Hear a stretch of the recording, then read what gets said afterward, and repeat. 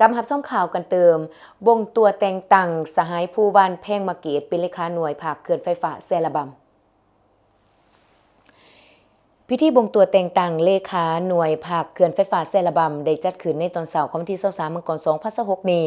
ที่ห้องประชุมเขื่อนไฟฟ้าดังกล่าวโดยการเป็นประธานของสหายบุญญเดชทองสวรรค์กรรมการภาคแขวงเลขาคณะภาคขาฐานหัวหน้าแผนกอุตสาหกรรมและการค้าแขวงจับประซักมีสหายผู้วันเพ่งมะเกตผู้อำนวยการเขื่อนไฟฟ้าแซละบัมพร้อมด้วยบรรดาสหายคณะหน่วยภาคสมาชิกภาคภายในหน่วยภาคเขื่อนไฟฟ้าแซละบัมและคณะกรรมการปรับปรุงกงจักการจัดตั้งขันแขวงเขาห่วม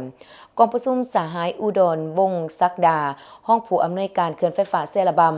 ผ่านผู้รายงานเกี่ยวกับการจัดตั้งปฏิบัติการนำภาษีนำเวียกงานในระยะ1 ปี2025และทิศทางแผนการ1 ปี2026หน่วยพักไฟฟ้าแซละบัมเป็นหน่วยพักหนึ่งที่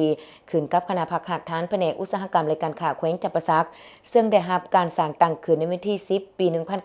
1993มีหน้าที่ในการคุ้มครองบำรุงรักษาซ่อมแปลงเครื่องจักรและผลิตพลังงานไฟฟ้ารับใช้สังคมปัจจุบันหน่วยพักเขื่อนไฟฟ้าแซละบัม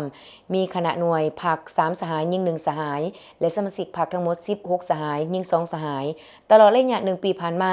พร้อมกันซุ้มใส่ปฏิบัติกฎระเบียบมติคำสั่งของพรรคเว้าร่วมเว้าเฉพาะเอาใจใส่ต่อเวียกงานการเมืองแนวคิดการจัดตั้งแบบแผนการนำพาก็คือการปฏิบัติมาตรฐานเงื่อนไขก่อสร้างหน่วยภาคปลอดภัยเข้มแข็งนักแน่นต่อจากนั้นกองประชุมก็ได้ผ่านมติตกลงของคณะประจำพรรคแขวงจับประซักฉบับเลขที่735ทับคจพคลงวันที่26พฤศจิกายน2025ว่าด้วยการบงตัวแต่งตั้งเลขาหน่วยภาคเขื่อน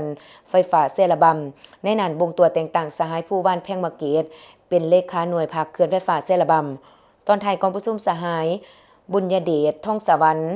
หัวหน้าแผนกอุตสาหกรรมและการค้าแขวงจับประซักก็ได้มีคำเห็นโอลมเพื่อเป็นทิศเนียงทางในการนำภาษีนำเวียกงานหอบด่านของหน่วยภาคในตัวหน้าให้มีผลสำเร็จใหม่ใหญ่หลวงกว่าเก่า